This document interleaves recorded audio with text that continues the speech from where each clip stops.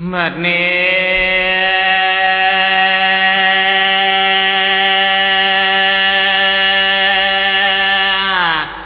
การสักการวันวานี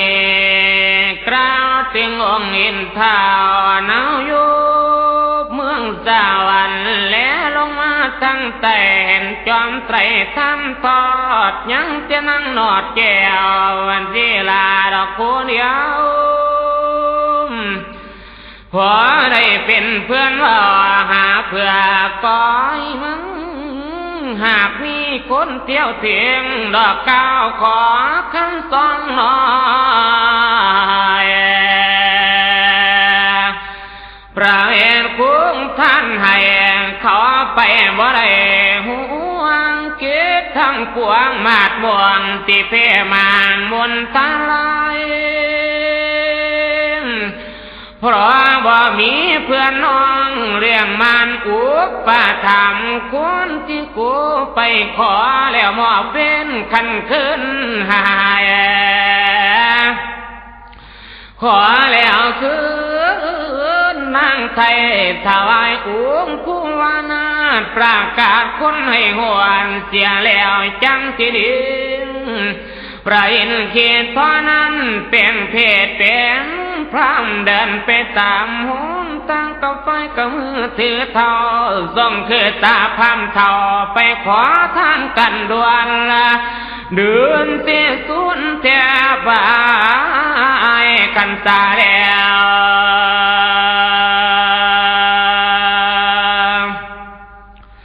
ว่าจึงจะลานอน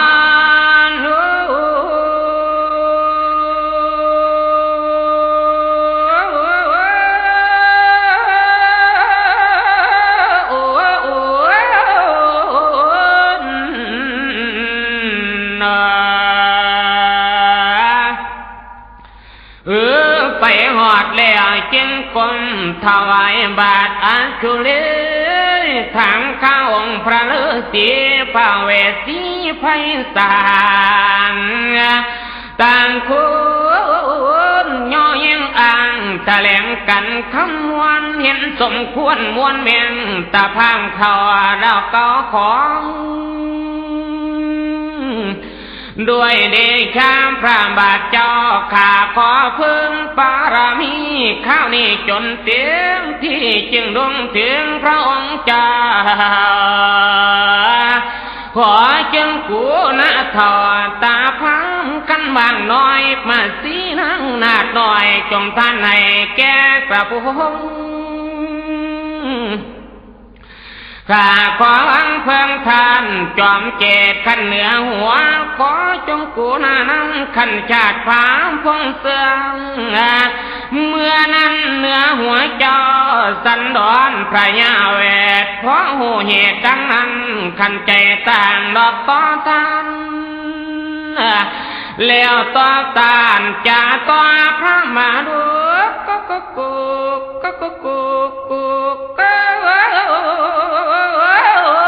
ขันหากใจประสงค์เอาขันเป็นเฮาสิท่านไหนว่าแล้วพระเมียไทยเดินถึงแล้วท่านทอดยอดมาเลยขันลังนางขันลงพื้นดอกแผ่นดินด้วยเดชบุญที่ข้าได้ท่านทอดพันลายาคอยเอียนตาไปกันส่งกันเห็นลูกให้ได้เป็นคู่ข้าดอกเมืองคนมนุษย์โลกโปรดสัตว์ใต้ลมฟ้าให้หมดเสียงกูสุดโตเมื่อนั้นพามได้นางมาสีแดวดีใจสมสูนพาหลดหัวยุ่มดอกผ้าหน่อยดอกยางเด้อลอยตางสาสีแก้วสามที่กันเวียนรอพระเวทเก็บเป็นซอยบ่มีคอดอกห่วงใยเหลียวบางหน่อยนาไทยมาสีราชบ่มีเงา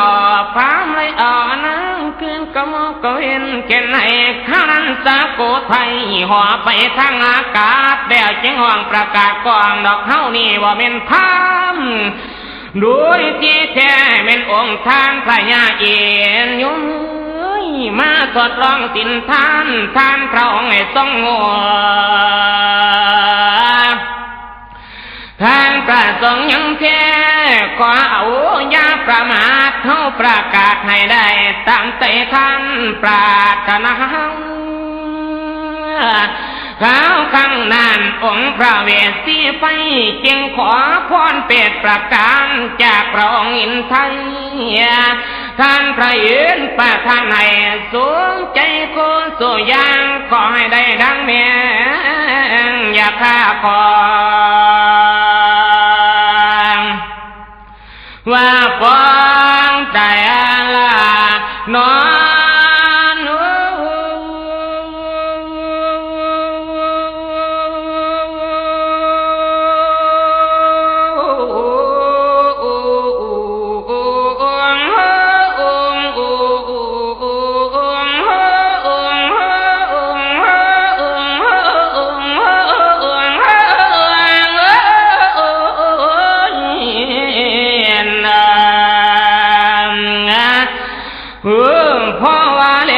ขันหอนขันวิหากาสุสักไร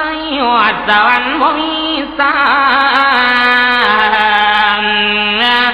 ไปหอดดาวเด่งกวางพระอินทร์เลยกันให้สวงบ่มีแนวที่ศอกห่วงเครื่องของจองพระไทยหอดวังนี่กันสิไลจุบบานพระคาถาคุณโยมือนิติตาสักกะบันส่วนสีดอกวังไว้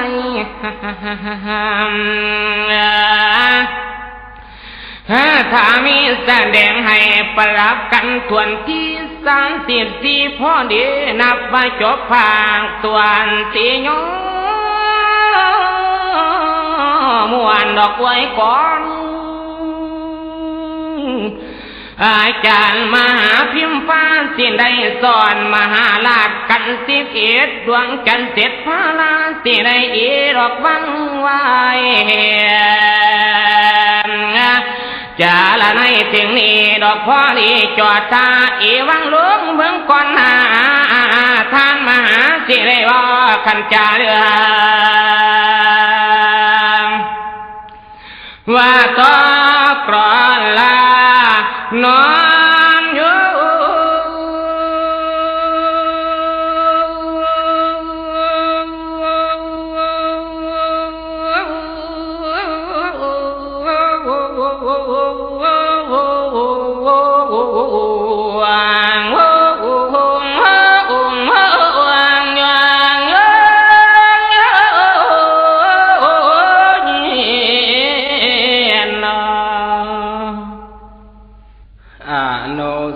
เทียงคาเตตวาเบื้องหน้าต่อแต่เนียเสียที่เทศนากรเหตุสันดอนชาดุกยกนิทานตามเรื่องกล่าวถึงสนใส่เจ้าดอกเล่านู้นนิทานเองพระองค์หลับแสบซอยคือหน่อยกะเล่าฟังว่ามีสายสาสันเจ้าถือดอกบัวบานมาถวายพระลาสากินขจรหอมฟูหองเตือนขึ้นมาจนสะดุ้งขนิ่งฝันแปลกประหลาดจักสิเป็นเหตุให้ประการแท้เจ้าสิ่งใดหาโหนมาท้ายให้ดอกฟังลุ้นแนวแน่ญาติที่จากพระองค์ไปสิคืนมาเที่ยงแค่ดอกฟันนี้เจ้าแน่นอนกล่าวถึงพระมนุษย์เฒ่าพระสองสีหลงป่าได้15 ขวบมือแต่นอนข้างดอกแค่ไผตื่นมือเศร้าก็จึงได้ดอกลงเขตหนทางเลยพระสองกุมารดวงเดินบ่มียาห่างบ่ทันนั้นก็เลยเข้าไปเสียใส่เมืองใหญ่ข้าวนั้นกุ้งสนชัยเหลียวเห็นหลานน้อยก็จำได้แน่นอน พระจึงใส่อำมาตย์ใหญ่ติดตามน้ำเมาพามกับหลานดอกสู่ห้องหอกวางจิตทั้งปวงถามสอตาพาไม่รู้เรื่องสนใจรู้ทราบเรื่องพระไทยเศร้าเก้าหมองพูดสะดีจนว่าห้องดอกไห้หำน้ำลาอันใหญ่บริวารเนื้อน้องเจ้าทำให้ทั้งให้ได้เห็นสองอันหน่อยพามนุดึงแก่ห้อยแสตีเลือดอาบย้อยกันเลยหายสายแต่การ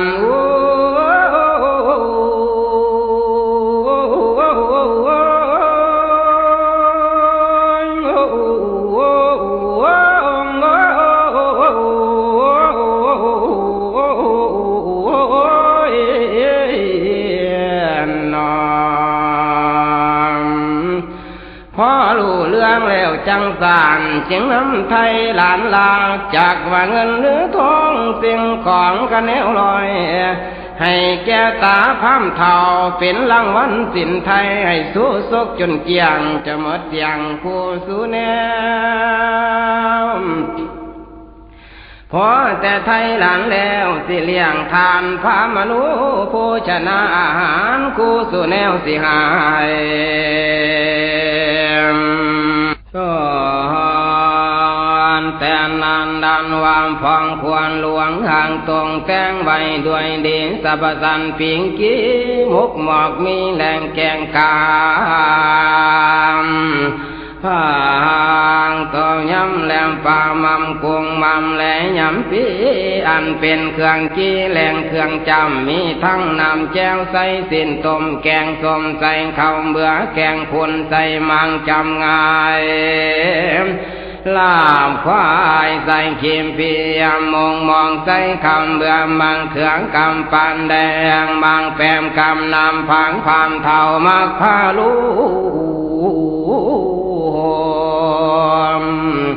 มันกันเลี้ยวหลังเห็นทุงพางหวกนางเห็นทุกพายทองเห็นของกินหลายทองกองหัวอยู่ยี่ยุมยี่ยา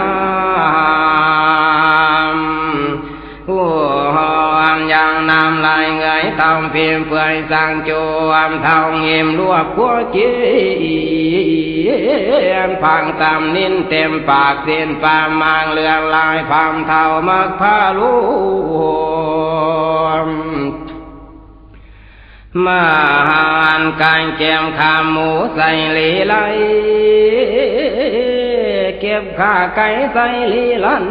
ขามหมูมันพามแมงเขียวปางพามเบียวคงหูเข็มมุงย่อยลืมแสนเขียนตาทอเขียนเต้าเหม็นเขียงแห่ปานน้ำเนาเพียตา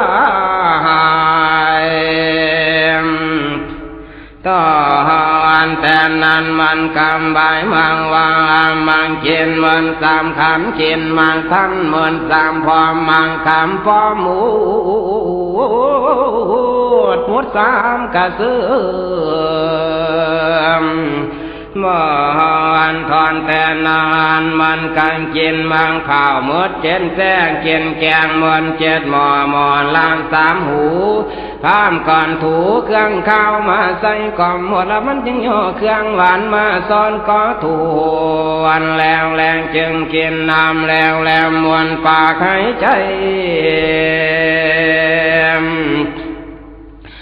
เมืองขวางสังคันบางเขียวเมืองใส่เหนียวเอาเมียงมามันจึงลิ้นเลี้ยขึ้นเหนือบันทุ่มเท่าตายตอนแต่นั้นทองก้อยใหญ่ทองไปมาบ่อนใดอันทองเท่าใคร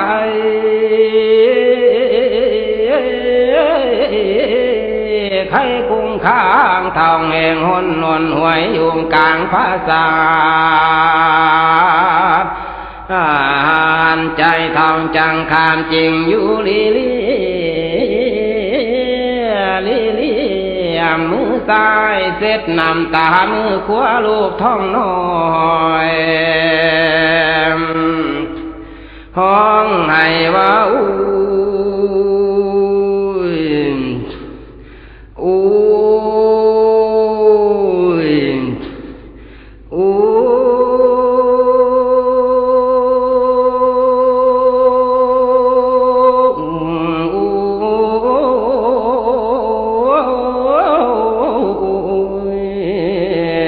เหมือนดังเป็นพยานป่วยตามหืงตามนานนั่นแหละนาต่อวันแต่นานวันพญาบนลมมันสีสนใสอันจึงเอ็นดูพามเทาอันนำเป็นเสียงพังองค์จึงสั่งว่าดวนลังอำมาทางหลายสู่ทางหลายจงไปท่านมอยยามมาลักสั่งพามเนื้อมอยยานหลวงกระจงมาพองหอยจังว่ามอยยานน้อยกระจงมาพ่อพังตอนแต่นั้นเขาทางหลายหายอย่างอันใดกามบ่ทันเขาจึงไปได้หากไม่หากคอรอคาขอมือมาผลใส่ให้ทองพามแวบทองพามกำบ่แวบ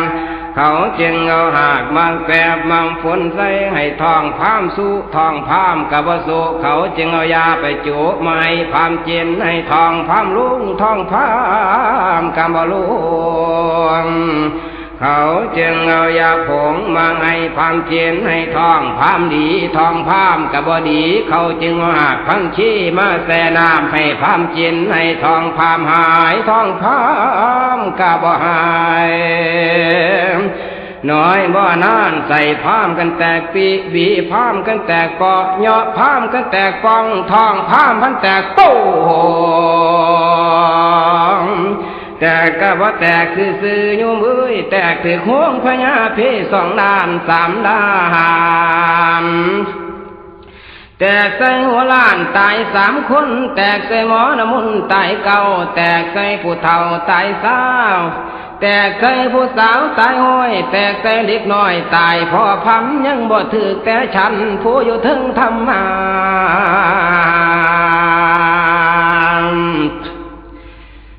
ว่าอูโนพระมือเจ้ามากินเหลือร้อนขนลุงพุ่งเก้ากะตาบัดมันไข้ขึ้นแล้วยาแจ้งกะบ่มีเจ้าสิไหลเสียเทียมเห็นเหล็กไฟกระถุงยามสาวกับทั้งสามมีเรื่องนกกุบห่างเจ้าหุ่มพิมกามทั้งขันโดไม่กะหอยสังเก่าจริงกลางความเอ้ยกะทั้งถวยปากว่าสิไหลเทียมไม่แก้ไผนะโอ้ยทั้งหลายเพิ่นตายตายย้อนเจ็บตายย้อนไข้ตายย้อนตัวกกไม่ควายสนและฝ่าพาบาดใบเจ้าอีลุงพามนี่นาตายย้อนแดกหาได้สาวบ้านเพิ่นซาลืมเจ้ามากินคือเทลงห่วยแกงควายใส่หมักทั่วลาบเลือดงัวหมดตั้งหาอีลุงเป็นสังเจ้าสิบ่ตายแล้วมักหลายพันแม่นมั่มตำบักกอพันคอเพียอีกอันหนึ่งแล้วมักหลายพันแม่น้ำต้มเพียพันย่อถ้วยสดบ่เศร้าพางกันเดากำลามก้อยซอยลงเป็นเส้นๆหมดตั้ง3 กาละมังยังบ่ทันนิ่มทองไปกินเล่นแต่ก่อนเพียนสิ้นพวงตาเปล่าก็ซอยกินเล่นนกเมื่อเฉียงจนได้เอาไปเสียงหูมือ30 กีบจนว่าเกียงไปกินเล่นแต่อยู่น้อง2 ให้ 2สะทั่วสมจักว่าคุมหรือว่าโอ้แพงให้เล่าเทื่อละ2 3อูก็เลยบ่ฮอดทองไปกินได้แต่บ่รู้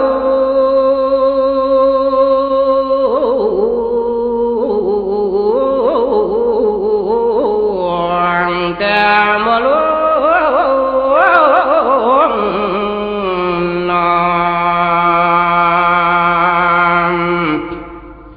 เอาลันจอให้เนดอกพามตายว่ามีญาติของทุกเสียนกับคนเข้าสู่พระคัง บัดนี้จักเก้าเพื่อนพญาใหญ่สนใจแค่ทอดบุตรสายใจดอกทำให้บ่มีเว้นเห็นหลานมาถึงบ้านดอกสนใส่กะใจอ่อนอยากให้เวทสันดรกลับขึ้นมาสู่บ้านใจสะท้านดอกวันไว้ต่อจากกันก็จึงได้ดอกเตือนเปล่าเสนาธรรมกาหนทางดอกจากเสียพี่ไปถึงขีรีกวางดอกวงกดหิมเวทเพื่อซื้นพระเวททางดอกขึ้นเข้าสู่นครประชาชนรีบร้อนอยากได้นอองค์กษัตริย์บ่ว่าหญิงหรือชายก็ถากทางกูห่างบ่อนใดสูงก็ขุดเทียมบ่อนใดลูบขุดลงตืมแล้วบัดนี้ก็ถมตืมไผก็เฝ้าโลกเขื่อนดอกทำกวนทางถนนจังว่าทุกท่านบ่ได้ว่าหญิงชายคนก็หลายนั่นเนื่องก็สัวแซวแถวบ้านมาทำทางบ่มีจ้างดอกพอใจอันน้อยใหญ่ข้าวนั้นกุ้งสนเฉยเตรียมไฟพ่นเรียบร้อยดอกเตือนข้าวเฮกับปันนอนสาธายุ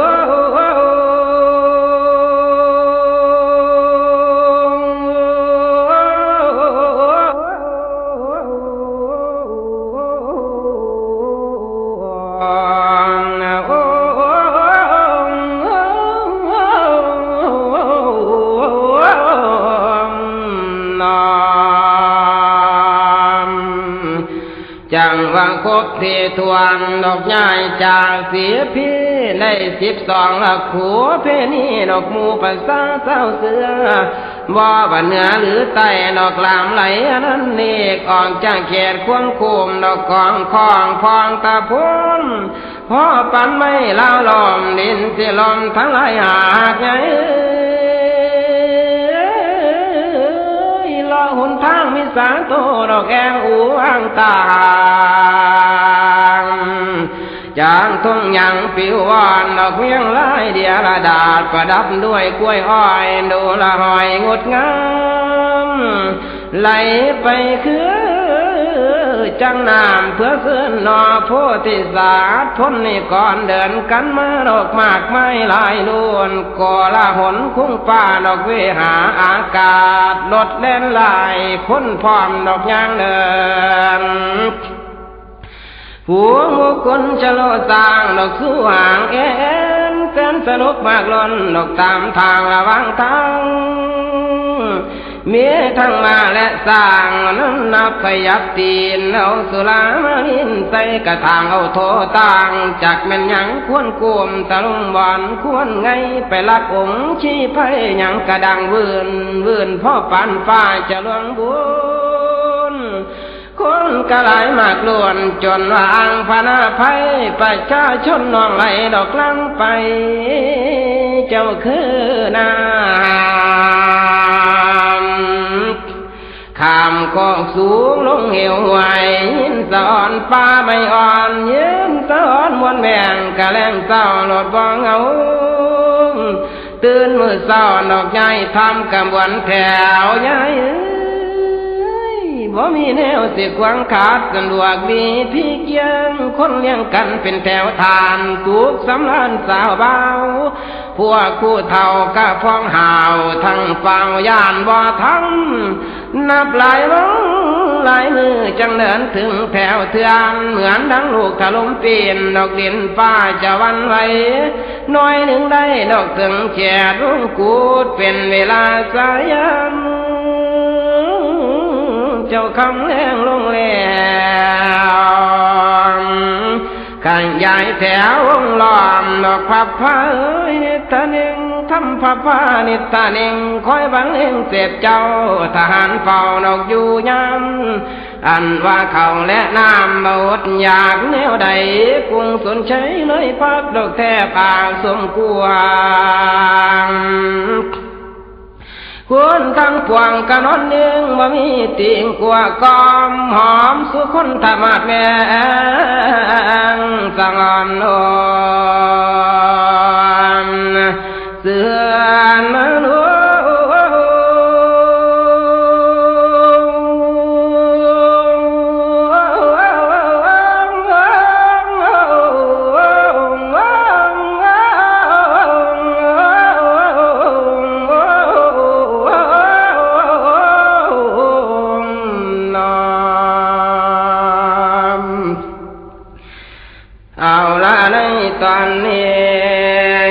บกันที่มหาราช69คาถาทวนเสียมวนจะไว้ก่อนมุนอาจารย์ปินสอนถึงแล้ววัดนี้นกตอนมุนอาจารย์ปินได้สอนนกเทศนาเสียงสักขตีนครกำนกต่อไปเนื้อทานวาสานตัวข้าฉันพิมพาได้เทศสังเกตเห็นแล้วพี่น้องนกข้าวนี่คูสุเนวมหาราชกาดว่าจุกภาคแล้วสิลงบาทพระคาถานิติตาตอนฉันว่าสิลงตอนนี้บางที่ต้นขาอาตมาเอาไว้ก่อนเอาละเศร้าพักผ่อนจัวบทก่อนไว้แต่เพียงตอนนี้ภาวันก่อย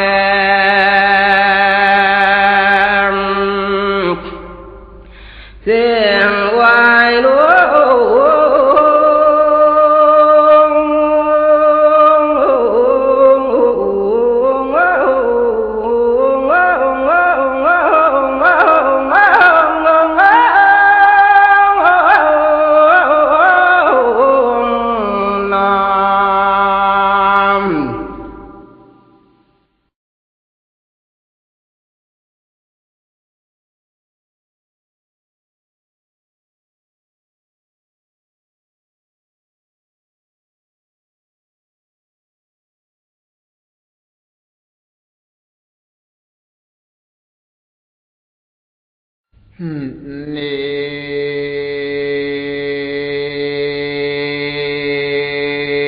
โจบทนี้บัดนี้มาอีกก่อนต่อฟังยังบ่ทันครบถ้วนประมวลเรื่องอีกต่อเติมต่างองค์ต่างก็ได้เทศเพิ่มมันในเรื่องชาดกพ่อใหญ่เอ้ยมี13ใกล้ที่ครบเป็นคอยฟังดอกเอาไว้วางอันนี้เพิ่นมาพิมพ์ฟ้าเพิ่นกระจาตามเรื่องในลำอีกตอนตอนนี้ตอนไหนว่าสิแม่ใหญ่ตอนเพิ่นมาพิมพ์ผ้าจาระในวันเท่าอีตาพามในกาทองแตกแยกไปใส่กะบ่ได้ดอกพามเท่ากะเราตายว่ากันมาลาเจ้า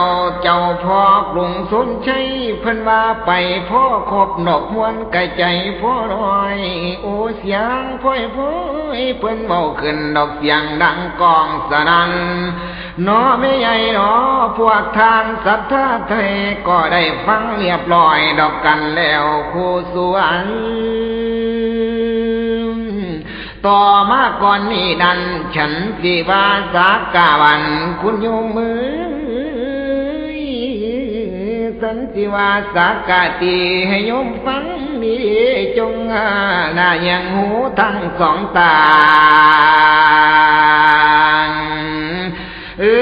คอยฟังไปนานักพ่อปานกุลาดอกมันหาบบักนุนกะโยมเสียงกำลังสีหมุนพวงกำลังสีเข่าเรียงเสียงเสียงมวนกะใจดิว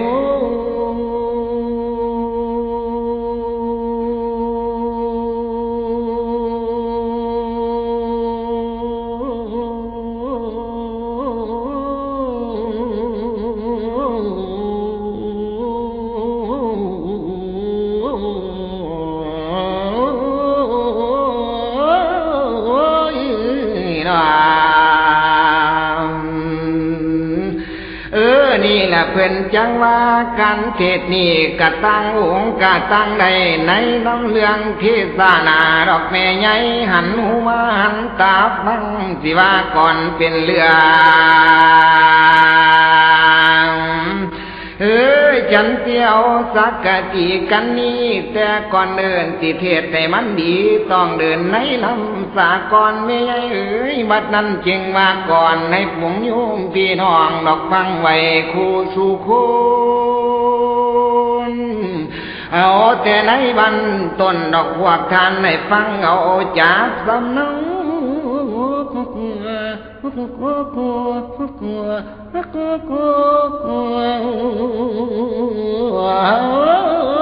ป็นนิทานนอกอ่านหนังสือไว้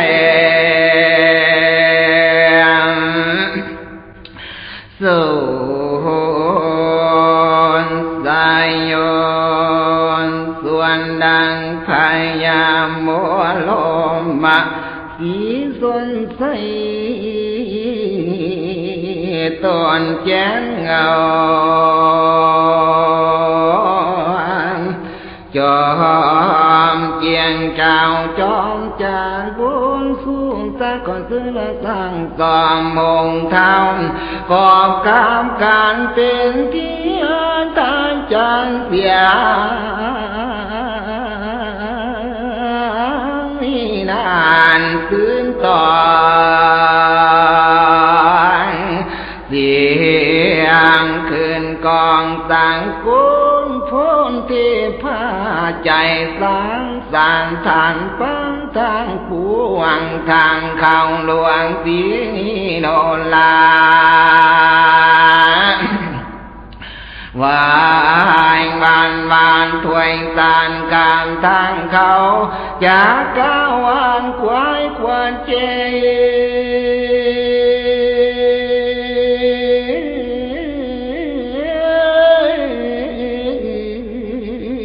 ทวนทุกเงียงไปมา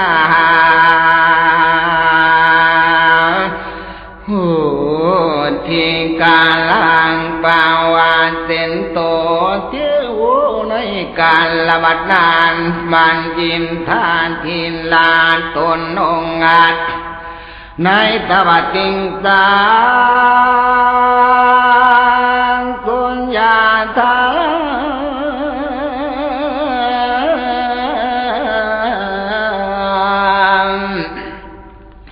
ปาวาสี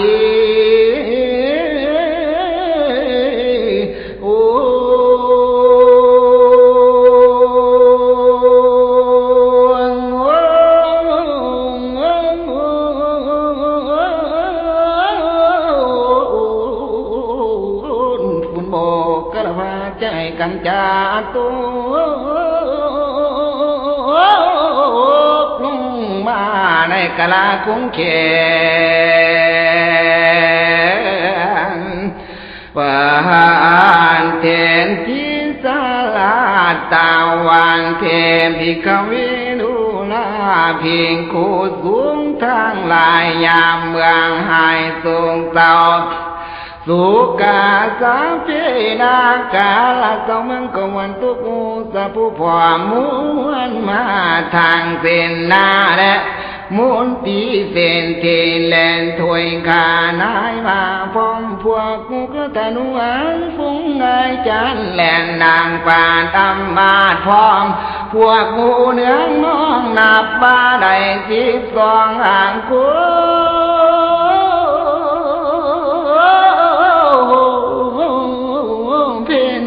เขาบ่มีใจยิ้มดีละส่งเศร้าให้หำเฮาเต็มโหนงกลางวงไฟมาวาดเนื้อโหนงขาดใจตายพาลึกกาสองใบดู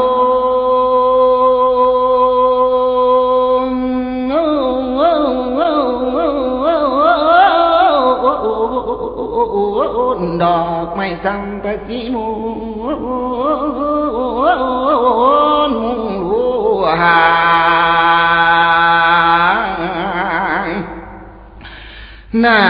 ยภัยควางโลนสามาท้องให้คานสารโลบตุบเอาทิ้งจองแกก็วัดแต่ก็ทุนผมยิ้มสารมลำบางทุ่งหญ้าคายเท้าบ่าเมากับบ่ก็จะเมื่อกะเว้นกะนมมือเนื่องทางทีมเดียวตั้งไว้เหนือวางคิวขาบอนใบด้วยบานฟางกาทายเจ้า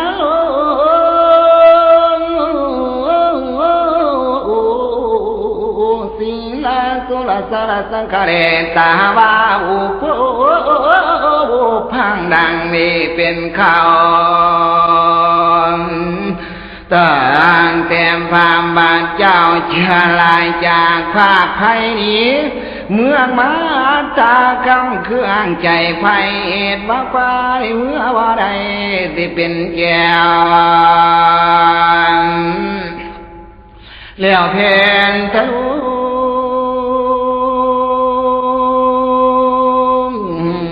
แก้มทะลุ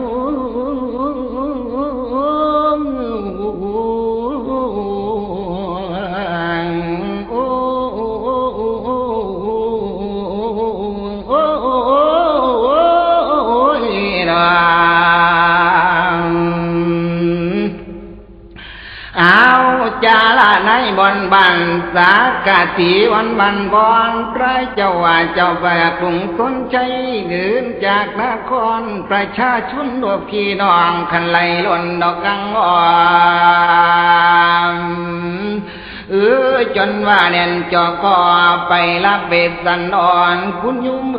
ประชากรต่างไหลกำลังไหลหุ้มเต่าไปเชิญเอาพระบาทเจ้าสันดอนประญาเวทคุณยุม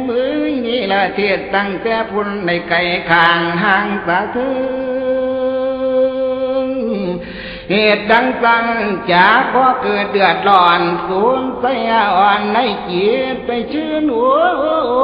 แม่มาทีพ่อแม่พูดสารีกำลังไหลหุ้มเต่าประชาชนไหลเขาในดินดอนมอนมอนเวโนพอไปเชิญเอาลูกหน่อยกับเขาสู่นครอันนี้แม่เพื่อนบ่ได้เดือดร้อนเชิญทานดอกขึ้นกาพระเวทย้อนรับจิตเต่าขึ้นมาวานไปสำลานกาเสริมสร้างดอกหอปางทิพย์ผาอาจบ่มีผู้ประหยัดไทยดอกกันแท้ยังไดรับนิมนต์แล้วก็ได้องค์จอมไตสึกออกไม่คุณอยู่มือประชาชนหลังไหลพากันแตกอยู่วุ่นดอกทั้งตำมวลละโหอยู่ในดงแดนดาวข้าวตกไก่ดอกเขียดที่คุณอยู่มือแม่ว่าที่ลาป่าดงโค้งปลาดอกป่าไม้ดอกเส้นสันละเวกน้องนี่ละกันนี่ละพี่น้องเริ่มเรื่องดอกปิ่นมาสากะตีเชลาเสื้อเก่าขึ้นเมื่อบานพอรับคันนี้มุ่นแล้วสิกลับขึ้นดอกเขียดทีคือกันอาชาลีรับเอาโลทราบเรื่องที่ขึ้นเขาดังนครตอนนี้กันนครนักกันสักกะตีกัน36คาถาล้วนๆดอกย่อวันเขาใส่กันต่อจากนี้เรียกว่ากันนครประชาชนลามไหลกันลังไปห้องเตาเอาสันดอนพระญาเจ้าดอกขึ้นของนครลาดคุณอยู่มือบ่มีป่วยพระญาแทนใดอันดอกสู่แนวพร้อมด้วยลูกจิงแก้วดอกซื้อว่ากันหนาทั้งจารีดอกขึ้นก้อยขึ้นไฟสันสางนางมาสีก็เลยเอินดอกในองค์ดอกกลางป่าละสัตสาวไม่ดอกแก้มดาวป่าผานนบ่มีทุกเดือดทอนลาจากกาลาจากดอกกังไพพนาไม่ใหญ่นั่งมาจี้ก็เลยจิตดอกกันหนังสือละ3อ่านสังลาดงไม้ดอกกังดงดอกพงป่าเคยไปจิตผลพลาแล้วสังลาสัตว์จริงดาวดอกกังเขาดอกป่าเขาโอ้ยก่อนสิลาจากเจ้าสีก็จากพวกเจ้าลาจากดอกกันนี้เด้อโนนั่งมาจี้เสียนจีดวางบ่เศร้าดอกตอนนั้นเขาวงกดขีกวางไฟทั้งกวางโอ้ยสัตว์ทั้งกวางมาเลี้ยวซองโอ้ยพากันห้องหำใหม่ดอกทั้งเต้าดอกเก่ามองกันเป็นปุ่งปลาใหม่ดอกเคยซื่นบานงามปุ่งปลาใหม่ดอกเคยซื่นบานงามแต่เดี๋ยวนี้ก็เลยพากันชมดอกงอมเงาเอาหายคิดทำลายมัติเจ้าสินีวังนกไก่ลาดประชาชนประกาศกองขันดังเกินโศกใจโอ้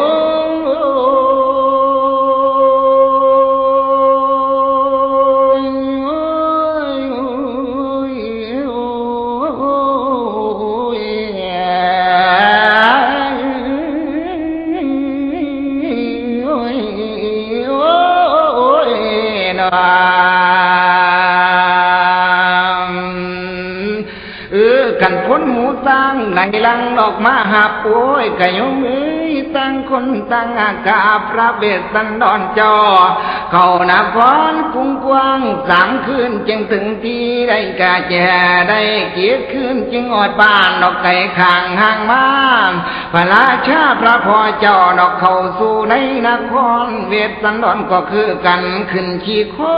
ไฟสันสังตัวเคยท่านกับป่าเขาเอาพระเวสสันตาดอกคือเก่าพังให้ท่านในพามผู้เฒ่าดอกขึ้นเข้าได้ดังหมายนี่ละพวกพ่อใหญ่แม่ใหญ่ผู้เพิ่นฟังเทศเรื่องประเดียงก่อกันกุศลดอกแม่เอ้ยเยาแต่พวกเราก็ยอมไม่จำไว้สักกะติสักกะบันคุณอยู่มือสักกะติกันนครมาถึงนี่เทศนาจนว่าเหนื่อยเพิ่นอาจารย์ทั้งสี่องค์นี้ก็ต่างคนต่างก็ได้ดอกก่อนแลเทศนาแล้วมาโปรดยมพวกพี่น้องให้เจ้าสวงใจสักกะติสักกะสักกะติกันนครบ่อนฉันนั้นย่อมวนขอเชิญชวนผู้ฟังเรื่องเทศนาขอกายเว้าไปหลายพวกเจ้ากาสินายกันในลำพระเวทเรื่องจงแปรเปลี่ยนยังเอา